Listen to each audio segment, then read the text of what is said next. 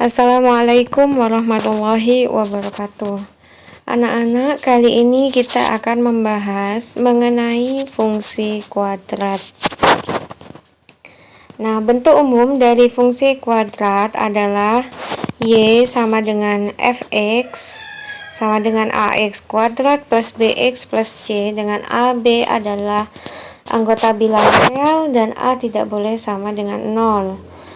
Grafik fungsi kuadrat ini berbentuk parabola atau parabola simetris. Dari bentuk umum fungsi kuadrat, sudah bisa kita bedakan ya perbedaan antara fungsi kuadrat dengan persamaan kuadrat. Bentuk umum dari fungsi kuadrat adalah Fx sama dengan Ax kuadrat plus Bx plus C.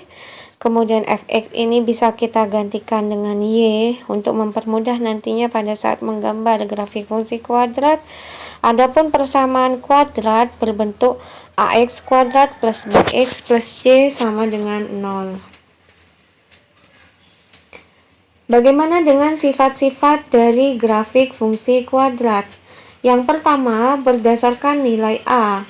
A di sini adalah koefisien dari X kuadrat atau biasanya tampak pada nilai angka yang ada di depan X kuadrat atau menempel dengan X kuadrat. Berdasarkan nilai A, yang pertama, jika A-nya lebih dari 0 atau positif, maka grafik fungsi kuadrat ini terbuka ke atas.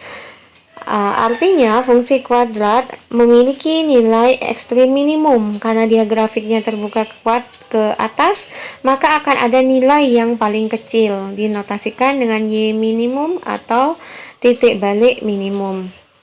Adapun apabila A-nya kurang dari 0 atau nilai A-nya negatif, maka grafik terbuka ke bawah. Apabila grafik terbuka ke bawah, maka fungsi kuadrat tersebut memiliki nilai ekstrim maksimum, dinotasikan dengan Y maksimum atau titik balik maksimum. Kemudian selanjutnya, berdasarkan nilai diskriminan atau dinotasikan dengan D.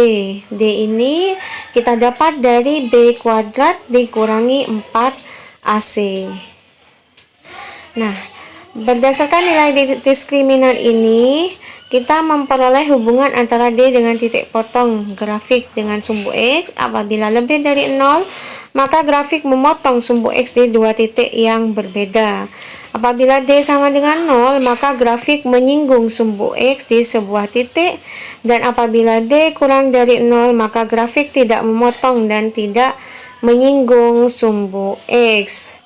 Nah, kedudukan grafik fungsi kuadrat terhadap sumbu X apabila digambarkan, nah seperti ini menunjukkan grafiknya terbuka ke atas, maka pastilah A-nya lebih dari 0. Dan grafik tersebut memotong sumbu X di dua titik, maka artinya D-nya lebih dari 0. Nah, di gambar kedua, kita memiliki grafik yang memotong sumbu X atau menyinggung sumbu X di satu titik.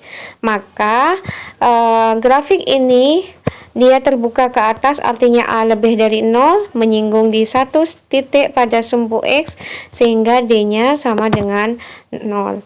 Adapun gambar ketiga, grafiknya terbuka ke atas, maka nilai A-nya lebih dari 0, namun grafik ini tidak memotong sumbu X, maka artinya nilai diskriminannya kurang dari 0.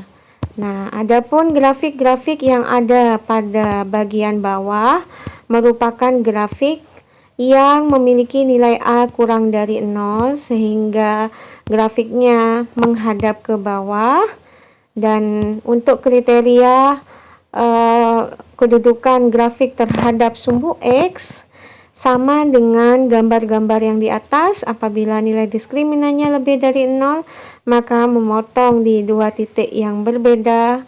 Apabila sama dengan 0 nilai diskriminannya, maka memotong sumbu X di satu titik. Dan apabila dia tidak memotong sumbu X, maka nilai diskriminannya kurang dari 0.